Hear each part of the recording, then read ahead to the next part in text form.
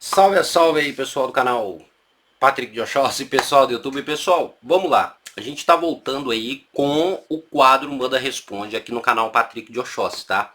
É claro que esse vídeo tá lá no canal Tudo Sobre Umbanda também. E se você está aqui no canal Tudo Sobre Umbanda, tem dúvida, quer mandar sua pergunta, vai lá no canal Patrick de Oxóssi. O link tá na descrição do vídeo, tá? Porque esse vídeo aqui com o quadro, né, Umbanda Responde é exclusivo do canal Patrick de Oxóssi. Pessoal, então a gente tem algumas perguntas aqui, sem muitas delongas, né? A gente já vai aqui para as perguntas que o pessoal mandou, tá? São perguntas às vezes que pode parecer ser simples, mas não são, tá?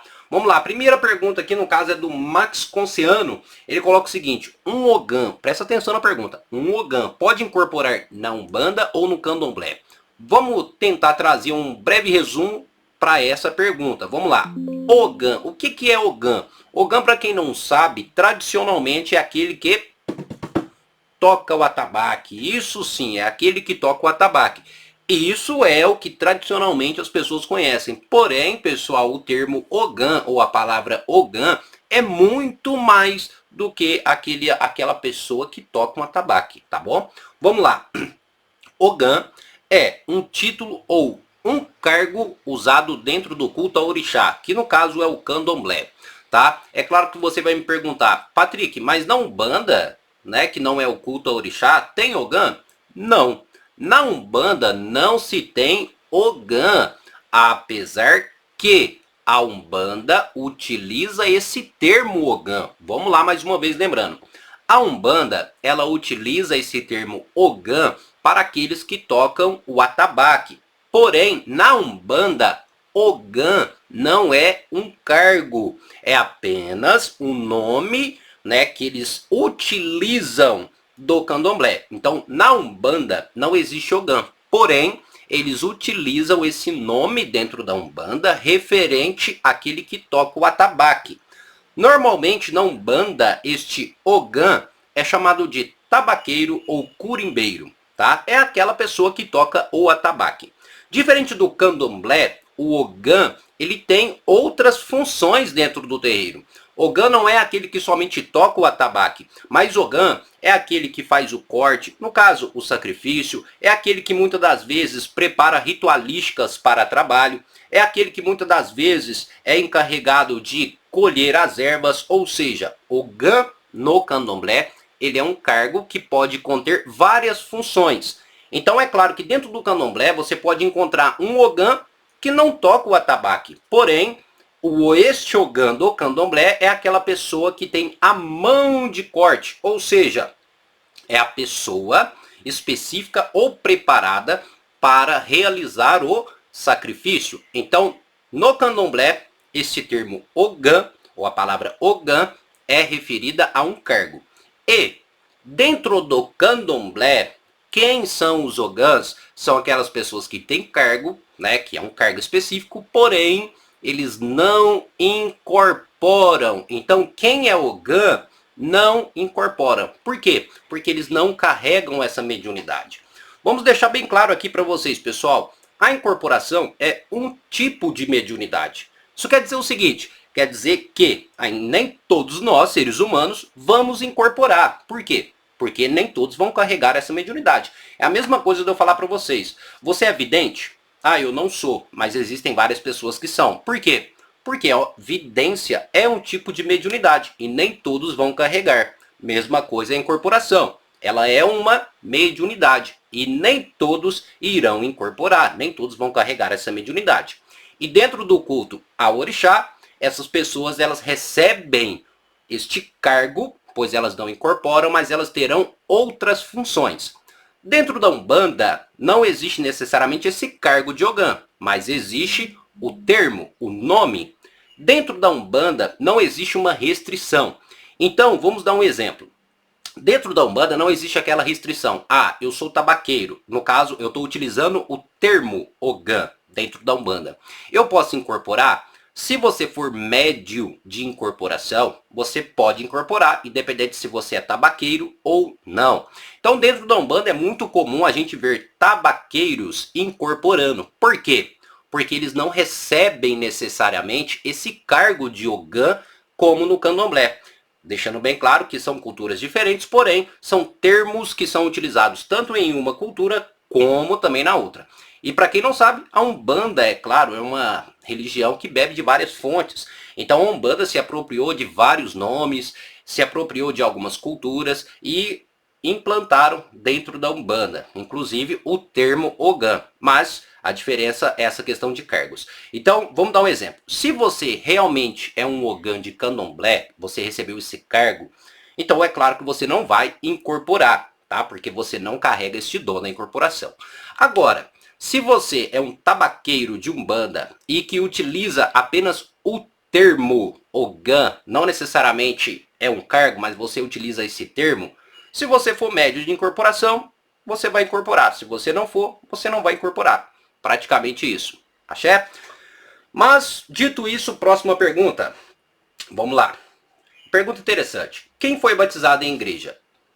Quem foi batizado na igreja? É bem-vindo na Umbanda? Tenho muita dúvida de ir, mas muito receio também. Quem fez a pergunta foi a Ciele Martins. Vamos lá. Eu fiz o meu batizado na igreja evangélica ou na igreja católica. Eu posso depois ir para a Umbanda? Pode, que não tem problema nenhum. Tá? Vamos lá, o que é o batizado? O batizado é a entrega que você dá para aquele costume ou para aquela doutrina espiritual, né? Vamos dar esse exemplo. O batizado nada mais é um comprometimento que você está fazendo com aquela religião. Um exemplo, eu vou me batizar na igreja evangélica. Então eu estou me comprometendo a participar ou a seguir aquele costume, aquela religião. Vou me batizar no catolicismo, então eu estou me comprometendo a seguir aquela religião. Vou me batizar em outra, mesma coisa, tá ok? Porém a vida muda, as coisas mudam. Então é claro que eu posso mudar de opinião e as coisas vão mudando na vida de todo mundo. Um exemplo, eu fui batizado na igreja católica, né? Então eu fui comprometido a participar daquela doutrina religiosa. Porém, chegou em um momento da minha vida que aquela doutrina religiosa não me cabe mais, não me serve mais. Então, eu vou procurar uma outra cultura religiosa, uma outra doutrina religiosa. Pronto, vou procurar outra que não tem problema nenhum. Religião não foi feita para prender ninguém. Então, independente se você já foi de uma religião, se já foi batizado em outra, claro que você pode em momentos da sua vida, caso você esteja procurando por algo diferente que vai agregar na sua vida, pode trocar, que não tem problema nenhum, tá? Acho que não precisa nem falar muito mais sobre, né? Mas espero que vocês tenham entendido. Vamos lá, próxima pergunta. A Umbanda é para todo mundo? Religião, vamos lá. Religião, pessoal, vem do termo religare, né? Deixando bem claro. A Umbanda é para todo mundo. Quem faz essa pergunta é o Ricardo.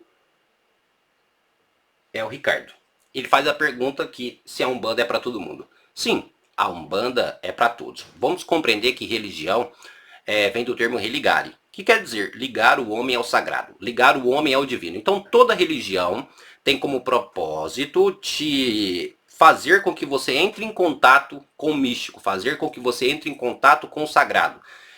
Seja Deus, seja Jesus, seja Maomé, seja qual for ali a crença que a religião segue, acredita.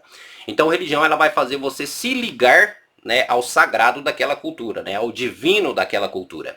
Então o que acontece? Toda religião vai fazer isso dentro do seu costume, tá? Então se você crê naquilo, aquela religião vai servir para você. Mesma coisa a Umbanda. Se eu acredito na Umbanda, se eu acredito nas entidades, se eu acredito nos orixás, então a Umbanda sim é para mim. Porém eu não acredito, porém eu não gosto desse costume, então a religião não é para você. Então o que acontece? A religião de Umbanda é para todo mundo? É para todo mundo que acredita na cultura e na doutrina de Umbanda. E não é para aqueles que não acreditam. Ok? Praticamente isso. Um exemplo. Eu não acredito no catolicismo. Então, a religião católica ela não é para mim. Por quê? Porque eu não acredito. Eu não tenho fé naquilo que eles pregam. Então não é para mim. Eu tenho fé nos orixás. Eu não tenho fé nas entidades, mas eu tenho fé nos orixás. Então, o candomblé é uma religião para mim, porque eu encaixo naquela cultura. Eu não creio nas entidades. A Umbanda trabalha com entidades. Então a Umbanda, a Quimbanda que trabalha com entidades não é para mim. Por quê? Porque eu não acredito naquela crença. Então a Umbanda é para todos aqueles que acreditam na sua cultura e na sua doutrina. Deu para compreender? E é claro, não só para aqueles que acreditam, mas também para aqueles que estão buscando entender e conhecer. Eu acho que toda religião também é isso, né, pessoal? A religião ela serve para todos aqueles que estão buscando aprender um pouco mais sobre a cultura, né? Porque eu acho que nada mais justo, né, de você conhecer a religião. Bacana, né? Mas tá aí. Agora, a próxima pergunta, que eu acho muito interessante, que é a pergunta da Carla Diz. Carla Diz, ela coloca o seguinte: como cuidar de Odara na minha casa? Essa pergunta eu estava até relutando um pouquinho para responder, porque Odara tem vários significados. E para quem não sabe, Odara também vem da corruptela de Bará. E dentro dessa analogia podemos compreender que Odara no caso seria Exu, tá? Então pronto, Odara seria Exu. Então como cuidar de Exu, olha pra você ver, como cuidar de Exu dentro da minha casa? Olha, existem várias maneiras, tradicionalmente colocar o Exu do lado de fora da sua casa, do lado esquerdo de quem entra e fazer ali pequenas oferendas e firmar ali a sua vela. Mas necessariamente eu não quero entrar nesse detalhe de como cuidar de Odara na sua casa. Eu quero explicar para vocês o que significa Odara, né, para vocês compreenderem. Primeiramente, dentro desse termo que Odara seria Exu, então dê uma pesquisada no canal como cuidar de Exu dentro de casa, tá? Mas o que quer dizer necessariamente a palavra Odara? Para algumas culturas, Odara se refere, tá, a uma qualidade do orixá Exu. Vamos lá, para algumas culturas. Quando eu estou falando que para algumas culturas Odara é uma qualidade de Exu, estamos então dizendo que Odara é o próprio orixá Exu. Então, Odara é o orixá Exu. Já para outras culturas, Odara é uma corruptela da palavra Bará. Bará, para quem não sabe, também é uma qualidade do próprio orixá Exu. Resumindo, então Odara, corruptela de Bará, Bará, qualidade de Exu, que no caso é Exu. Então, Odara também é o próprio Exu. Já em outras culturas, principalmente na tradição iorubá africana, Odara já não seria uma qualidade e nem necessariamente o orixá Exu. Porém, a palavra Odara significa bom, perfeito, excelente ou está ok. O exemplo, Exu Odara. Quando a gente fala de Exu Odara ou Odara Exu, estamos praticamente dizendo o seguinte: Exu é bom, Exu é o rei, ou Exu, tá bom isso aqui? Então Odara tem um significado tanto de confirmação, como também de falar se tá tudo certo, se tá bom, se tá ok, uma pergunta, né? E também como um elogio. Eu estou Odara. Isso quer dizer que eu estou bem, eu estou excelente, né? Ou então eu vou perguntar a Exu: Exu, você está Odara? Ou vou jogar um búzios aqui, vou jogar um Ifá. Eu jogo o Ifá e pergunto: tá Odara? Puf, jogo os búzios, vai responder: tá Odara, que quer dizer está bom, está ok, está excelente. Quando encaixamos essa palavra Odara em um ponto, estamos referindo naquele Exu que é bom. Exemplo de um ponto: Odara, morador da encruzilhada, firma seu ponto com 7 facas cruzadas.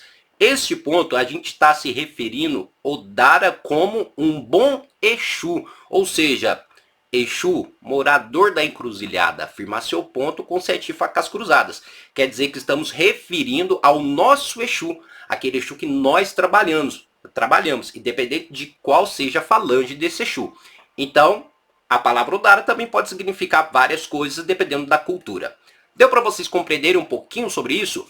E olha que tem muita pergunta que é interessante que a gente vai trazer aqui no canal Patrick de Oxóssi. Então eu já peço para você curtir, compartilhar e, é claro, deixar sua pergunta aqui. Quem sabe a gente não seleciona ela para trazer. Eu sempre gosto de dizer o seguinte, pessoal: a sua dúvida pode ser a dúvida de outra pessoa. Então vamos participar? Não esquece de curtir e compartilhar, ok? Pessoal, é isso. Muito obrigado a cada um de vocês. Até o nosso próximo vídeo. E axé a todos.